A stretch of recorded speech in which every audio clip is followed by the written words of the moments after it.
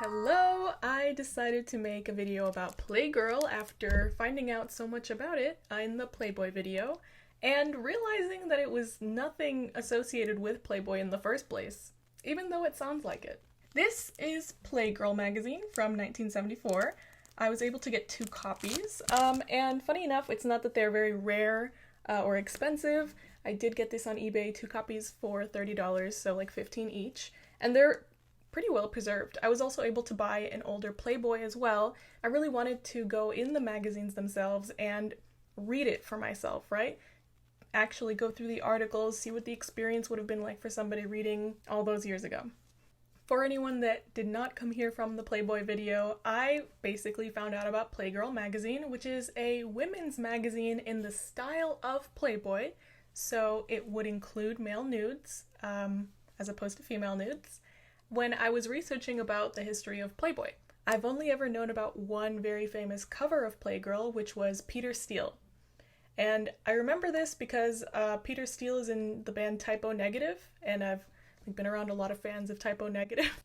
Anyway, I was really interested in seeing what the differences between Playgirl and Playboy might be, especially when a lot of feminist theory has discussed that Playboy is this male gaze, male-centered kind of magazine, whereas something like Playgirl, the intention, at the very least, was to create something more female-focused and maybe for women's sexuality, and to normalize male nudity for the pleasure of women, which is very interesting, and it's not something that was happening at the time.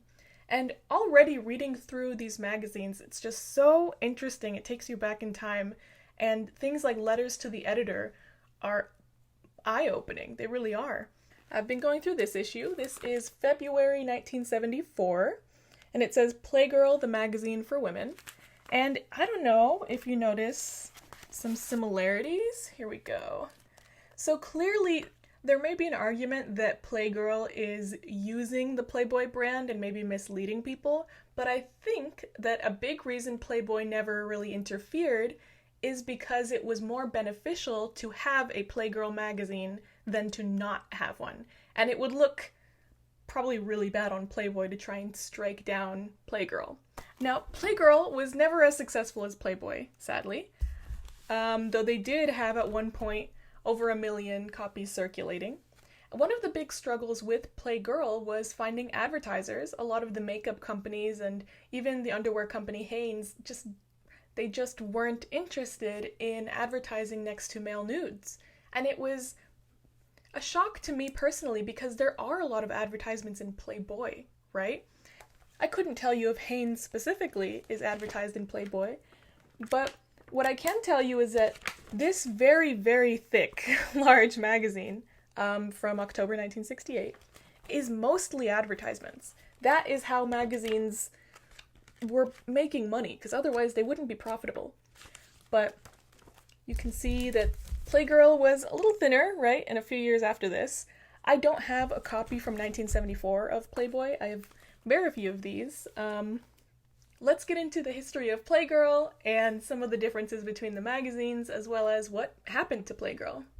So let me set the scene for you a little here and read aloud some of these letters to the editor to kind of give you a better idea of how common, or rather uncommon, a magazine like Playgirl was. So the letters to the editor in Playgirl are called intercourse, which is, that's kind of funny it's a funny play on words. So this is 1974. Wilma Chrysler from Kentucky writes in, "I had the same problem as Dawn Custer, intercourse November, when it came to finding Playgirl in many stores in Lowville. There were always several kinds of girly magazines, but no Playgirls. Some stores even refused to carry it. My problem is solved now that I have a subscription, but what about other women who want to buy it but can't because the stores won't carry it? I have sent letters to the managers of the stores concerning this, no reply thus far. Your magazine gets better with each issue. I hope it continues to be as fantastic as it is now. Kentucky is known for its fast horses and hot-blooded women, and, I might add, some very old-fashioned and chauvinistic men." So that's what Wilma was dealing with when she decided to send a letter to Playgirl and also buy her own subscription because she couldn't find it in stores.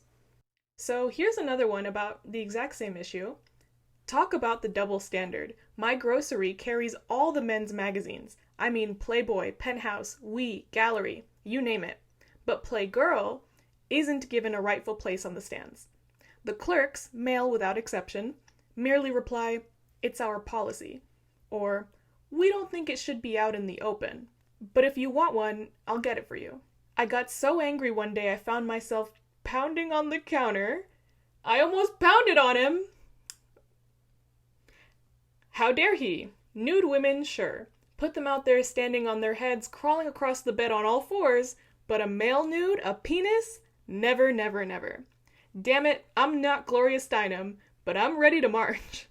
I told the manager I would stop trading with the store unless he put Playgirl right out there with all the other magazines. You know what he said? "You new women are nuts." I'll show him a crazy broad if he doesn't get my magazine in there. From N. Strebeck from Omaha, Nebraska.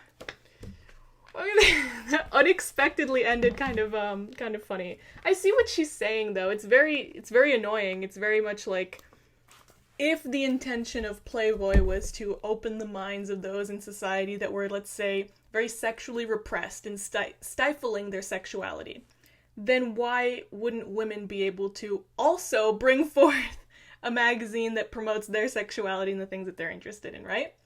Supposedly, because Playgirl wasn't necessarily catering to an audience of straight women.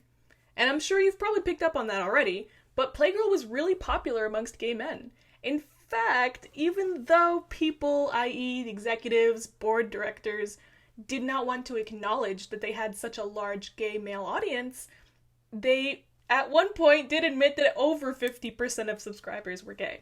Now, this kind of information is still kind of tough to track because at the time, obviously, there were a lot of men in the closet and there were people putting subscriptions in female names so as to avoid suspicion.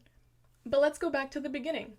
How did we get here? How did Playgirl magazine come to exist and also not have anything to do with Playboy? Well, in 1972, Cosmopolitan magazine, run by a woman, editor-in-chief Helen Gurley Brown, it's a complicated name for me, run by editor-in-chief Helen Gurley Brown, decided that Cosmopolitan would be very women-focused, but also about women's sexuality. And the way that that was introduced to the world was through Burt Reynolds posing nude in 1972. Now, he was full-body nude, however, covering the bits, and this issue was so popular. He said that his fans went from polite to boisterous, and they were, like, crowding him, asking him to sign the magazine, and then all of a sudden his debuts, like, in theaters would kind of become, like, really, really energetic. He would get a lot of catcalls. So at some point, sadly, Burt Reynolds does say that he was later uncomfortable and regretted the decision a bit because it led to so much sexualization from his fans, from audiences, and it made him feel embarrassed. So it's not as much that he regretted it outright, more that he felt embarrassed by the photo. Let me read a quote here from Helen Gurley Brown about this issue of Cosmopolitan. "It made Cosmopolitan notorious. At the time, men liked to look at women naked. Well, nobody talked about it, but women liked to look at men naked too. I did." So this issue is also what pushed Cosmopolitan to be more of a sex-focused magazine in the mind of Cosmopolitan audiences and beyond. The success of this issue of Cosmopolitan is what gave Jenny Lambert and Douglas Lambert the idea to create a women's magazine of their own that was inspired by Playboy, featuring male nudes, male centerfolds. Now, Douglas Lambert created this magazine in 1973, along with a man named William Miles Jr., who invested into Playgirl. The magazine began in Los Angeles. At its peak during the late 70s, Playgirl had sold 1.5 million copies. Just like Playboy, Playgirl was not without its own explosive history, including, sadly, a question of a right to privacy and violating that right to privacy. So Brad Pitt was featured on the cover of Playgirl in 1997 with a photo inside and a headline saying that Brad Pitt would be nude. Now, The photos that they used were from 2 years earlier in 1995 when Brad Pitt and Gwyneth Paltrow were photographed by paparazzi outside of a hotel in the Caribbean. These photos were then used inside the magazine, and Brad Pitt sued Playgirl for including those photos and distributing them. Now, by the time that he had sued them and the judge made a ruling, the magazine had already sold out and been shipped to subscribers, so the only ruling was that no one could continue to distribute that month of the magazine, which no one was doing by that point. Sadly, it did not have much of an effect there. Brad Pitt's lawyer argued that he did not consent for these photos to be within the magazine, and that because they were paparazzi photos, there was no explicit consent ever, right, given by Brad Pitt. The magazine argued that because those photos appeared in tabloids in the years prior to their publication, that the photos had become public domain.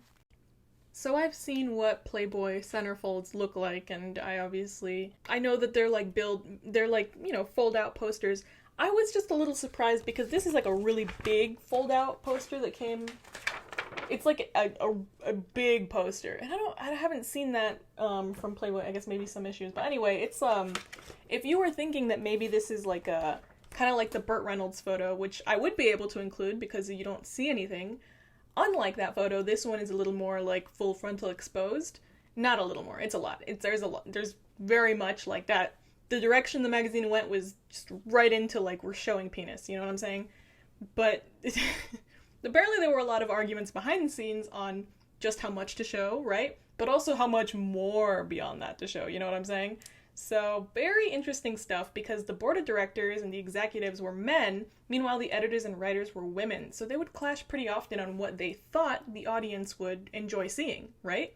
And while women would put forth their own ideas of like what other women would like to see in the magazine, sometimes those ideas would be shot down simply because of the preconceived notions that the actual publishers had of what a woman wants, right? Or they were using data that wasn't necessarily reflecting the straight women audience, and we're talking about including more explicit photos that would have been more popular to the audience that they didn't realize they were actually catering to, which is gay men. And again, they actually fought this perception that they were a gay men's magazine, and they really didn't want to lean into selling this magazine for gay men. And at the time, definitely a lot of homophobia there, but it really seemed that instead of leaning one way or the other, right, let's say like straight women or gay men, which don't necessarily have to be all that different, but instead of, again, leaning in one way, they kept putting together just kind of a mixture of ideas that never really took off, right? Playgirl was benched. I think I might have been wrong. So this is kind of like a 3 pages of a centerfold that Playboy had, and I would say that the Playgirl one was still a little bigger, but they are pretty much like poster size, which makes sense because a lot of people growing up with the magazine, a lot of like young men have talked about putting up these centerfolds as posters in their rooms or like lockers, stuff like that. So, I mean, that's, clearly that's photo quality here.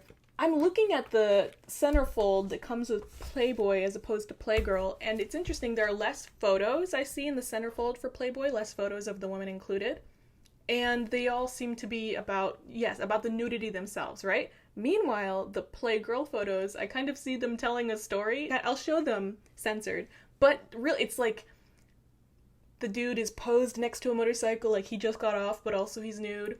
Or he's like an archer, like with the bow and arrow. He's like just about to like shoot an arrow, but also he's nude. You know what I'm saying? And Playboy does that too. Playboy, the centerfold art direction is about like having a scene, right? And typically there's details, right, in the centerfold that are supposed to tell you a story. I just feel that maybe that was less important in some issues versus others. And probably the same thing happened with Playgirl. Something that happened to both Playboy and Playgirl is that they were increasingly more explicit as the decades went on. Something that's also very interesting to me about Playgirl is that the covers are a lot of men, right? And when I think of a woman's magazine, and I think when a lot of people think of a woman's magazine, audience being for women, I think the image in their head is of a woman on the cover, and things like Vogue, etc. would have women on the cover, at least mostly. Meanwhile, Playgirl, they did at some points have women on the cover, mostly with men, right? Like this. So while we know that men's magazines, sexual magazines, would have women on the cover, it's so interesting to me the perception that seeing a woman on the cover could be, a woman's magazine. Unless it is sexual, then it's definitely a men's magazine. But if there's a man on the cover of a magazine, it's either neutral or for men. Do you see what I'm saying? There's probably a lot more studies out there talking about why we perceive things the way that we do, especially in terms of gender differences. And you know what? I'm not even going to say that I'm super informed on gender differences, right? Gender and sex, I know the difference between those two things, but when it comes to actual like presentation of gender or targeting specific genders, I get a little lost because I personally don't attribute that many things to each gender when it comes to values, topics, things that one might like to, versus another.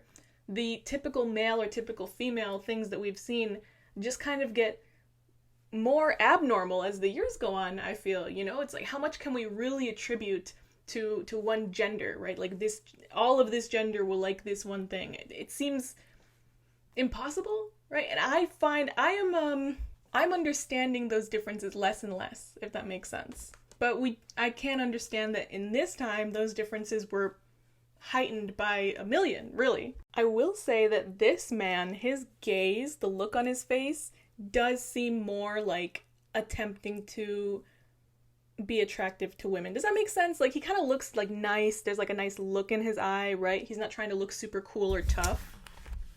And here's something that I'd like to open up for discussion. Another thing I don't fully understand is how Playgirl became so popular amongst gay men, right? Meanwhile, Playboy is not necessarily popular with gay women, right? Lesbians are not flocking to Playboy as if it was always meant for them in the first place, right? And I'm not exactly sure why that is. I do know, for example, we have seen the porn industry's definition concept of a lesbian is for the male gaze, right? It's about male fantasy. It's about what's attractive to men, not necessarily what's enjoyable or attractive to lesbians. And I think that a similar thing occurred with Playboy, but I see that a lot of straight women do look at Playboy and don't immediately think it's something that's not for them. Especially, I think today, there are women collecting vintage Playboys or looking back on Playboy, and they appreciate a woman's body, they appreciate female nudes for what they are, and men, straight men, don't do that, right? Obviously, I believe it's a bit of enculturation where men are taught that homophobia is, you have to maintain a certain distance from other men and that you can't be emotional, and it encourages homophobia because it's too different, right, than what is accepted. It's encouraged to kind of, to be very tough, be aggressive, to only view women like sexually or like as just like pleasant to look at. I feel like a straight man is gonna have a harder time saying that another man is attractive without him being looked at funny, which is kind of like. Meanwhile, straight women amongst themselves can discuss women and women's bodies very often, and they do frequently, without that kind of fear of like, oh, you're gonna be looked at like a lesbian. That's not to say that straight women aren't homophobic or that lesbians don't experience homophobia. So that's another complicated thing. Something I don't fully understand necessarily. And it's interesting how the male gaze influences how men think of themselves, and it's not simply about how men view women and how men believe women should look and act. So the male gaze, when we expect women to conform a certain way, we're also expecting men to act a certain way, right? And the male gaze also relates to the patriarchy, so many have argued that the female gaze can't exist in a world where women are not the ones in power, right? Now, Playgirl was never owned by a woman, and the board of directors was also male, so that has been brought up as a reason for its failure, and for its failure of defining a female gaze and of reaching more of a female audience in the first place. Cosmo has been very successful. However, Cosmo is very different, and Cosmo's feature of male nudity was Burt Reynolds, and it kind of stopped there.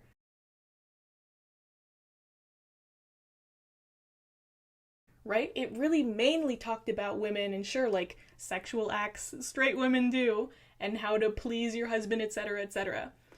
So, very, very different because I think Playgirl was attempting to be a magazine for single women and not necessarily how to get men. And you know what? The interesting thing about Playgirl is that the articles, they also attempted a heightened intellectualism with their articles as well. For example, a woman writing about turning 30 and how conflicted she felt. And this is 1974, a woman turning 30. If you feel like, oh my god, I'm turning 30, and it's kind of like, whoa, big. I mean, imagine that in 1974. Right? I can't imagine it. Articles in Playgirl also talked about the experience of being a woman in the United States. And for example, there was an article in November 1974, an Indigenous woman shared her story of finding her voice amidst a culture that was antagonistic towards women's liberation. There were also celebrity interviews and short stories published, and jokes. I don't have enough issues of Playgirl to really stack them up against the ones I've read of Playboy, but I do feel that overall the tone of the jokes, as well as the tone of the sexuality, at least in these magazines from the 70s, is a little less than what I've seen from Playboy. However, the tone of Playboy definitely evolved over time from the 50s on, and we saw that really the first full frontal nudity that came out of Playboy was in 1973. So the full frontal nudity was kind of exploding at this point, and both of them, sure, Playgirl's a little younger, but both of them were doing something for the first time, and something that wasn't a commonly accepted practice in either gender. There are many images, particularly like fashion trend images, where women are featured in Playgirl that do feel straight out of the pages of Vogue or Harper's Bazaar. And the articles as well, you can find articles similar to this, like in the New York Times or Vanity Fair. They definitely have a very similar level of journalism. And yet, I never saw anything associated with something as big as the I read it for the articles joke with Playboy, with Playgirl. Something that the initial men asked to pose for Playgirl talked about was how they would pose in ways similar to those that they'd seen in Playboy, the way women would pose, because that was the only idea they had in their heads of sexual poses, of nude modeling in general, right? There wasn't much for them to go off of in terms of male nudity.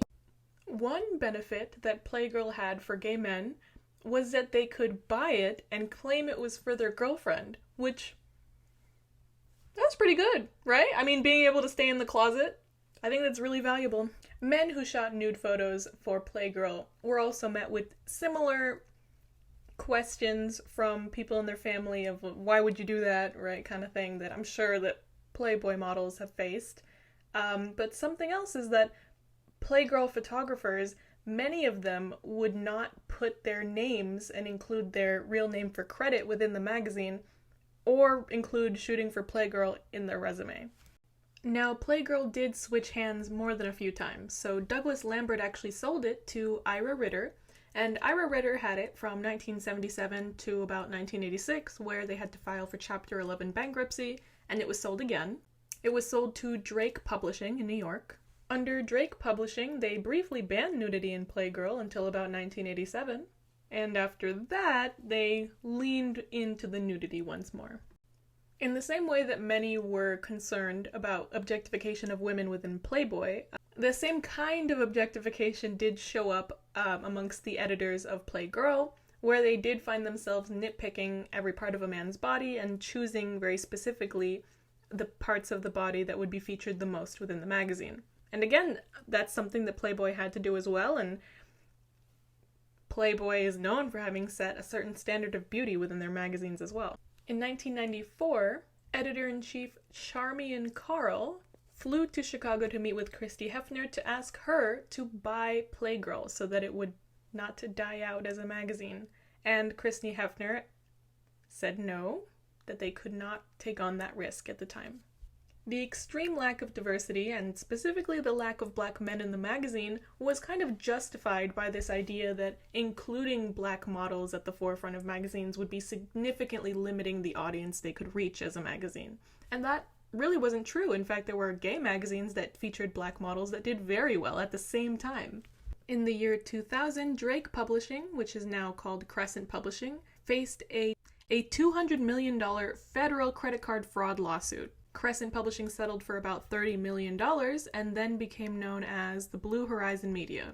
They ended Playgirl's print edition in 2009, and it would be until 2011 that the print edition would continue, as well as the website. And in 2011, the owner of Playgirl was Magna Publishing Group. It is after this change in ownership in 2011 that the magazine finally becomes focused on gay men. I found a study talking about how the eye line of the centerfold in Playboy changes as the decades go on, and it becomes lower and lower from a woman's breasts down to the vagina? Labia? I mean, it went lower and lower. And I think that the explicit exposure of genitalia is where both Playboy and Playgirl went down those avenues. And interestingly enough, I think that might be the reason for the audiences that they attracted. And I'm not saying that mostly gay men and straight men are interested in explicit photography of genitalia, but those are the largest audiences of both magazines. So it's interesting to me that Playgirl and Playboy were both very popular with men. Men like Daniel Nardisio were of the opinion that Playgirl should be made into a magazine for people who were interested in penises, like literally the genitalia. And that is also very interesting to me because that's another aspect of sexuality, an attraction to specific genitalia, which is not a part of everybody's sexuality. I wish I had more to say about it because to me they're extremely interesting topics, but they kind of end there. It's like, well, some people enjoy this and some people don't. And I don't know what else to say about it, but it's very interesting historically that these two magazines ever existed and that they do continue to exist in some form. And the original intention for Playgirl was for women to be sexual unabashedly in the same way that men felt that they could be. So it was interesting that it ended up into gay men feeling that they could be sexual unabashedly. And there's like, hell yeah, right? But there were actually other gay men's magazines at the time. So I'm wondering where the thread of the female gaze, or really just like the straight female gaze, where did that go, right? What is the elusive nature of this? Because Cosmopolitan has clearly been around for a long time, but it's not necessarily, it doesn't do the same things that Playgirl was trying to. And honestly, it doesn't really feature male nudity, at least not anymore. But it does feature erotica and sexual content, let's say. There's this idea that women are interested more in reading about sex than they are in seeing explicit sexual photos. And while I don't specifically have data on that, I think it's really interesting that that's what we're basing these decisions on, especially in huge magazines, right? And like Cosmopolitan, I feel like Cosmopolitan is doing what Playgirl wanted to do, with the exception of the inclusion of male nudity. I'm extremely interested in hearing what you thought about this topic, as well as if you've ever had an encounter with Playgirl specifically. Anybody who had a subscription, anybody who's simply read it before, knows somebody who really enjoys Playgirl, I would love to hear your thoughts. I'm so happy that anybody is willing to watch these videos and have these discussions, talk about it. These are things that really do interest me, and I feel like I'm finding out new things all the time when I have to sit down and talk about it and also, provide credible sources. I think this is like a really good challenge for myself. So I always get really excited when there's like a new thing to talk about. And I'm really excited to share it with you all. So thank you for being here. Bye.